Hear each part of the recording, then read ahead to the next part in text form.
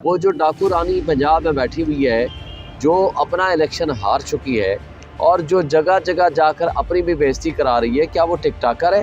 شرم آنی چاہیے اس کو، جو خود ڈاکہ زنی کے ذریعے وجود میں آئی ہے۔ جو بھکاری ہوتے ہیں نا بھائی نسلاً، وہ بھکاری ہی رہتے ہیں۔ ہمیشہ جو ملک اور قوم کی بات کرتے ہیں ان کو تکلیف سے گزرنا پڑتا ہے۔ کچھ لاہور میں، کچھ کراچی میں، کچھ بلوچستان میں، ہر جگہ لوگ نکلے تو عمران خان صاحب تو 2/3 نہیں 3/4 سے آگے ہیں۔ یہ جو اس وقت آئے ہیں یہ غیر سیاسی طالع آزما یہاں پہ آئے بیٹھے ہیں۔ کٹ پتلی ان حکمرانوں کو ایکسیپٹ کر لیا جائے۔ وہ جو ڈاکو رانی پنجاب میں بیٹھی ہوئی ہے، جو اپنا الیکشن ہار چکی ہے اور جو جگہ جگہ جا کر اپنی بھی بےزتی کرا رہی ہے، کیا وہ ٹک ٹاکر ہے؟ کیا وہ بچوں کے اسکولوں میں یا جہاں بھی جا رہی ہے اپنی انسلٹ کرا رہی ہے؟ پہلے تو وہ ثابت کرے نا کہ وہ جیتی ہوئی کیسے ہے۔ فارم 45 تو ذرا لے کر آئے نا اپنا۔ وہ بری طرح ہاری ہوئی خاتون ہے اور اس نے اتنے برے پریسیڈنٹ سیٹ کرنے جا رہی ہے جو کہ ہم اس کی شدید مذمت کرتے ہیں۔ انشاءاللہ ہمیں امید ہے کہ عدالتوں سے ہمیں انصاف ملے گا۔ ہم نے آرڈرز کر رکھے ہیں اور کنٹمپٹ پٹیشنز بھی فائل کر دی ہیں۔ ہمیں امید ہے کہ انشاءاللہ ہائی کورٹ کے آرڈر سے ہماری ملاقات ہوگی۔ مریم نواز کی آپ بات کر رہے ہیں تو انہوں نے کل 3 کروڑ کے قریب رقم مانگ لی ہے کہ جی میری گاڑی کے جو ٹائر ہیں اور وہ بلٹ پروف اور اس طرح کی باتیں، کیا ایک معاشی طور پر عدم استحکام کا شکار دیکھیں اس کو 3.25 کروڑ روپے مانگے ہیں کہ جی میچنگ اس کے لیے چیزیں لگانی ہے گاڑی کے اندر یا ٹائر تبدیل کرنے ہیں۔ شرم آنی چاہیے اس کو، جو خود ڈاکہ زنی کے ذریعے وجود میں آئی ہے، اس کی کوئی لیگل ویلڈٹی نہیں ہے اور یہاں سے پیسہ منی لانڈرنگ کے ذریعے ایون فیلڈ ڈپارٹمنٹ یا پورے پاکستان دنیا میں جا کر کے انہوں نے وہاں پیسہ لے کر گئے ہوئے ہیں۔ اور مزید ان کو یہ شرم نہیں آتی کہ اس غریب قوم کے 2.25-3 کروڑ روپے وہ اس لیے 2.5 کروڑ روپے کے قریب وہ اس لیے لگانے ہیں کہ جناب ان کو ایک خواہش اور چوائس اور رنگ کے حساب سے جناب ان کو کوئی پوشش چاہیے یا پتہ نہیں کیا چیزیں چاہیے یا ٹائر چاہیے۔ یہ قابل افسوس بات ہے۔ اور پھر جو بھکاری ہوتے ہیں نا بھائی نسلاً، وہ بھکاری ہی رہتے ہیں۔ مجھے بتائیں، ان بھکاروں سے پوچھتا ہوں کہ خود تو تم بھکاری ہو، تم نے پوری قوم کو بھکاری بنا دیا، کیونکہ شہباز شریف نے کہا بیگرز آر ناٹ چوزرز۔ اب ایک آٹے کی تھیلی اٹھا کر کے پوری قوم کو تم بھکاری بنا رہے ہو اور ان کی بےزتی کر رہے ہو، ان کی تذلیل کر رہے ہو، اور تمہیں شرم آنی چاہیے۔ تمہیں اگر کچھ چیز کسی کی مدد کرنی ہے تو اللہ کا بھی حکم ہے کہ بھائی اگر آپ کسی کو دے رہے ہو تو دائیں ہاتھ سے دو تو بائیں ہاتھ کو اس کا پتہ نہ چلے۔ تو بات یہ ہے کہ آپ اس طریقے سے اگر کسی کو دینا ہے، لسٹیں آپ کے پاس موجود ہیں، شناختی کارڈ کے اوپر آپ اسی پیسہ کے ذریعے یا کسی بھی ذریعے سے آپ اتنے فنڈز ٹرانسفر کر دیں تاکہ وہ لوگ اپنے حساب سے جو انہوں نے خریداری کرنی ہے وہ کر لیں۔ پچھلے سال بھی 25 ارب روپے کی بقول شاہد خاقان عباسی کے انہوں نے فراڈ اور جعلسازی کی تھی اور کرپشن کی تھی جب وہ سستا آٹا کے ذریعے انہوں نے دینے کی کوشش کی تھی، اور کتنے لوگ شہید ہو گئے تھے، 12 سے زیادہ لوگ شہید ہو گئے تھے، کئی درجن ملک شہید ہو گئے تھے۔ یہ ان کو شرم و حیا اور غیرت ختم ہو گئی ہے کہ لوگوں کی غیرت ختم کر رہے ہو۔ سفید پوش طبقے کو اگر کسی کو دینے ہیں وہ آپ اپنی جیب سے نہیں دے رہے ہو، یہ ان کا ہی حق ہے، یہ ٹیکس کے پیسہ ہے، آپ ان کا حق ہے غریبوں کا، ان کو دیں۔ لیکن ان کو دینے کی بجائے آپ ایسی سستی شہرت حاصل کرنے کی حرکتیں کرتے ہیں اور ایک شیطان اعظم کی تصویر اوپر آپ نے بنا دی ہے۔ اس شیطان اعظم کی وجہ سے تو شاید اس کو کوئی آٹا بھی نہ کھائے، مگر آپ جس کو جو پیسے دینا چاہتے ہیں آپ اس کو بھیجیں، ان کے اکاؤنٹ میں بھیجیں۔ اور بہترین طریقہ اڈاپٹ کیا ہے علی امین گنڈاپور نے، ہمارے چیف منسٹر نے، اس نے کہا ہے جو ان کے خاندان ہیں، غریب خاندان ہیں، ان کو پیسے پہنچ جائیں گے 10,000 روپے یا جو بھی انہوں نے طے کیا ہے۔ اس لیے آپ کو یاد ہوگا ثانیہ نشتر نے بھی یہی طریقہ کار اڈاپٹ کیا تھا، احساس پروگرام کے ذریعے لوگوں کے گھروں میں پیسے پہنچ گئے تھے کرونا کے زمانے میں۔ آپ نے اگر دینا ہے آپ دیں، یہ ان کا حق ہے، مگر اس حق کو لوگوں کی تذلیل کرنے کا آپ کو کوئی حق حاصل نہیں۔ اچھا سر، یہ بتائیں کہ 9 مئی میں ایک خاتون تھی مریم ٹک ٹاکر، اس کی تصویر پی ٹی آئی کے جھنڈے کے ساتھ بڑی ہم نے دیکھی، سوشل میڈیا پہ وائرل ہوئی، پھر نون لیگ نے مخصوص نشست پہ اس کو ممبر اسمبلی بنا دیا۔ تو جو ان کا اسکرپٹ رائٹر ہے، کیا سمجھتے ہیں کہ وہ کیا سمجھ کے اس طرح کی حرکتیں کر رہے ہیں؟ دیکھیں یہ پاگل ہو گئے ہیں، ان کے دماغ بند ہو چکے ہیں، ویسے ہی ڈفرز ہیں، ڈفرز مشہور ہیں۔ بات یہ ہے کہ ان کو تکلیف اب اس سے اندازہ لگاؤ کہ 9 مئی کے ڈرامے کا کون انچارج تھا۔ ہم تو یہ پہلے دن سے کہہ رہے ہیں کہ جنہوں نے 9 مئی کیا تھا وہی 9 فیبروری کے خالق ہیں۔ اب اگر وہ ٹک ٹاکر مریم اکرام، لگتا ہے ساری مریم ہی اسی طرح ہوتی جا رہی ہیں ود ریسپیکٹ، کیونکہ ہماری ورکرز بھی مریم ہو سکتی ہیں، مگر افسوس سے کہنا پڑتا ہے کہ جو 9 مئی کے سارے واقعے کی ایک کریکٹر ہے اس کو اٹھا کر کے آپ نے اپنا ایم پی اے بنا دیا، تو اس سے یہ ثابت ہوتا ہے کہ ان کی ان سروسز کے عوض آپ نے یہاں بنایا ہے۔ اس لیے ہم نے پہلے دن کہا تھا، عمران خان نے کیا کہا، اس نے کہا جناب آپ 3 CCTV فوٹیج اداروں کے لیے آئیں، اسلام آباد ہائی کورٹ، GHQ اور کور کمانڈ ہاؤس، اور اس کے اوپر جوڈیشل کمیشن بنا لیں تاکہ دودھ کا دودھ پانی کا پانی ہو جائے۔ جس کے خلاف جو ایویڈنس آئے گی پتہ چل جائے گا، لیکن آپ اگر ایویڈنس چھپائیں گے، وہ ایویڈنس آپ پیش نہیں کریں گے اور اس کو بنیاد بنا کر ایک پارٹی کو ڈسمنٹل کرنے کی کوشش کریں گے۔ اور مجھے بتائیں کیا کہا تھا IG اس وقت کے IG پنجاب نے، عثمان نے، اس نے کہا تھا کہ وہ جو ہے جو سب سے بڑے جو IPP کے ہیں کہ جناب اس نے سب سے بڑا جرم کیا ہے۔ جو ہی انہوں نے پریس کانفرنس کی IPP میں آیا، اگلے دن وہ فرشتے ہو گئے۔ اور اسی طرح اندلیب عباس اور خدیجہ شاہ ایک ہی گاڑی میں جا رہے ہیں، لیکن اندلیب عباس کی پریس کانفرنس آتی ہے، وہ فرشتہ بن جاتی ہے، اور خدیجہ شاہ 8 مہینے جیل میں رہتی ہے۔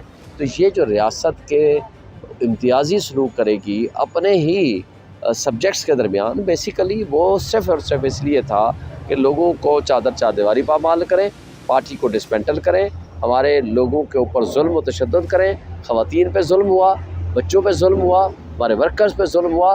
اور یہ تو ہمیں ایسے لگتا تھا، اور آج بھی وہی سلسلہ جاری و ساری ہے، ایسے لگتا ہے کہ ہم کوئی کشمیر میں رہے ہیں یا فلسطین میں رہ رہے ہیں۔ جو کچھ انہوں نے حرکتیں محسن نقوی نے کی ہیں، اور محسن نقوی کی انہی خدمات کو اٹھا کر کے یہاں وزیر داخلہ بنا دیا گیا، ان کو شرم و حیا ختم ہو گئی ہے۔ افسوس سے کہنا پڑتا ہے کہ بھائی آپ لوگ ایک طرف چادر چاردیواری کی پامالی کریں، اور اسی جرم میں اگر کوئی اور ملوث ہے تو وہ چونکہ آپ کا ہے، وہ ساری آگ لگانے والوں میں شامل ہے، تو اس کو اٹھا کر کے اپنا آپ پی اے بنا لیں۔ شکریہ۔ اللہم صلی وسلم مبارک علی سیدنا محمد وعلی آل محمد۔ سب سے پہلے تو آپ کا بہت شکریہ۔ خان صاحب کا کیس چل رہا ہے، ہیئرنگ چل رہی ہے سائفر کیس میں۔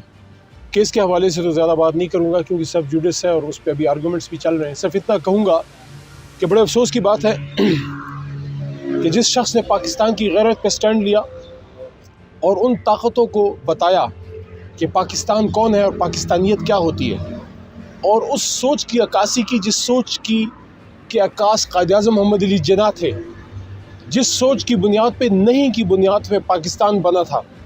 پاکستان نے ظلم کو نہیں کہا تھا، اور یہ کہا تھا کہ 7 سمندر پار تاج برطانیہ کی غلامی قبول نہیں ہے، بلکہ پاکستان یا مسلمانوں کی سرزمین پہ مسلمانوں کا حکم اللہ کی مرضی سے چلے گا۔ اس کی پاداش میں عمران خان صاحب جیل میں، کوئی بات نہیں۔ ہمیشہ جو ملک اور قوم کی بات کرتے ہیں ان کو تکلیف سے گزرنا پڑتا ہے، ہم نے بھی تھوڑی سی گزاری۔ کبھی نہیں سوچا تھا کہ اس دائیں ہاتھ میں جس میں ہمیشہ پاکستان کا جھنڈا ہوتا تھا، اس پہ کبھی ہتھکڑی لگے گی۔ تو انشاءاللہ یہ امتحان گزر جائے گا۔ میں قوم کو یہ تسلی دینا چاہتا ہوں کہ عمران خان صاحب انشاءاللہ نکلیں گے۔ اور کل جس طرح ایک بار پھر قوم نکلی ہے، میں پشاور تھا، کچھ دوست پنڈی، اسلام آباد، کچھ پنجاب کے مختلف شہروں میں، کچھ لاہور میں، کچھ کراچی میں، کچھ بلوچستان میں، ہر جگہ لوگ نکلے ہیں۔ میں ان کو سب کو خراج تحسین پیش کرتا ہوں، ان کا شکریہ بھی ادا کرتا ہوں خان صاحب کی طرف سے، اپنی جماعت کی طرف سے، جس طرح آپ لوگ نکلے۔ اور میں یہ کہنا چاہتا ہوں کہ آپ پرامن رہیں، اور انشاءاللہ عمران خان صاحب جلد ہمارے بیچ ہوں گے۔ لیکن یہ جو ظلم ہوا ہے اس کی کوئی مثال نہیں ہے، کیونکہ قوم نے نکل کے ووٹ ڈالا ہے۔ جو بات میرے منہ سے اللہ نے نکلوائی تھی 9 اپریل کی رات کہ 2/3 سے عمران خان آئیں گے، تو عمران خان صاحب تو 2/3 نہیں 3/4 سے آگے ہیں۔ 178 سیٹیں عمران خان صاحب کی ہیں اور 17 سیٹیں نون کی ہیں، جس میں نہ میاں صاحب کی کوئی سیٹ ہے، نہ شہباز صاحب کی، نہ مریم بی بی، کیونکہ وہ تینوں اپنی سیٹیں ہار چکے ہیں۔ لیکن ہمارے اوپر بٹھا دیا گیا ہے۔ آج کی بات میں آخری نقطہ یہ رکھوں گا کہ کیا زبردستی کسی کو بٹھا کے اس کو قانون کی اور آئین کی نظر میں لیجیٹمیسی، اس کی آئینی حیثیت کیا وہ ہو جاتی ہے؟ اگر ایسا ہوتا تو ایوب خان صاحب 10 سال رہے، ضیاء الحق صاحب 11 سال رہے، اور مشرف صاحب، اب سارے ان میں سے کوئی اس دنیا میں نہیں، وہ بھی 9-10 سال وہ بھی رہے۔ کیا آج کوئی ان کو اچھے لفظوں میں یاد کرتا ہے؟ کیا آئین نے کبھی ان کو لیجیٹمیسی دی؟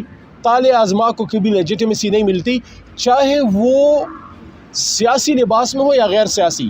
یہ جو اس وقت آئے ہیں یہ غیر سیاسی تالے آزما یہاں پہ آئے بیٹھے ہیں، ان کے پاس مینڈیٹ نہیں ہے، اور انشاءاللہ یہ مینڈیٹ واپس لے کے رہیں گے۔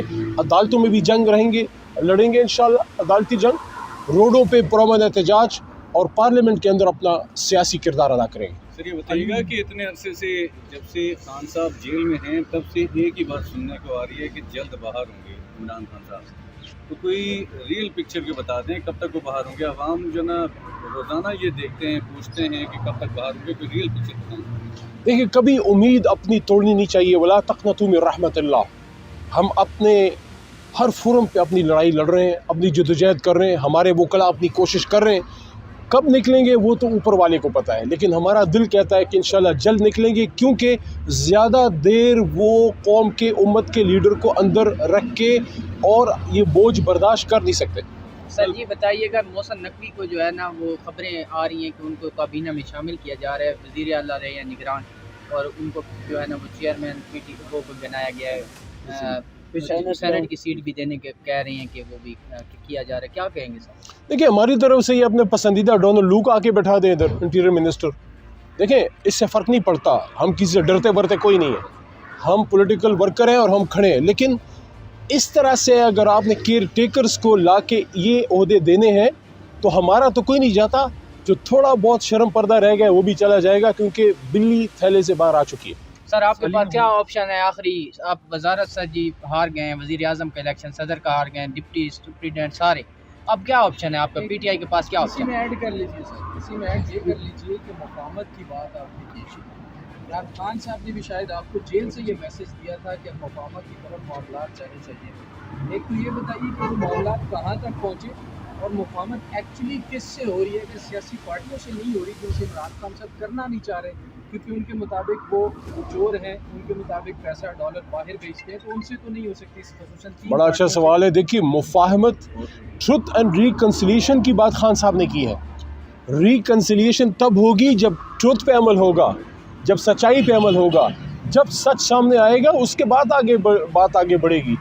ये बताया जाए कौम को कि 9 मई को असल में क्या हुआ। तहरीक इंसाफ तो पुरअमन जमात है, हम तो डिमांड करते हैं कि 9 मई को असल में क्या हुआ। देखिए, 9 मई एक पाकिस्तान की तारीख़ में एक अहम दिन ज़रूर है, लेकिन 16 दिसंबर 1971 से अहम नहीं है। वो सानहा भी कौम बर्दाश्त कर गई, इसलिए हम ये कहते हैं कि 9 मई से अब आगे बढ़ें।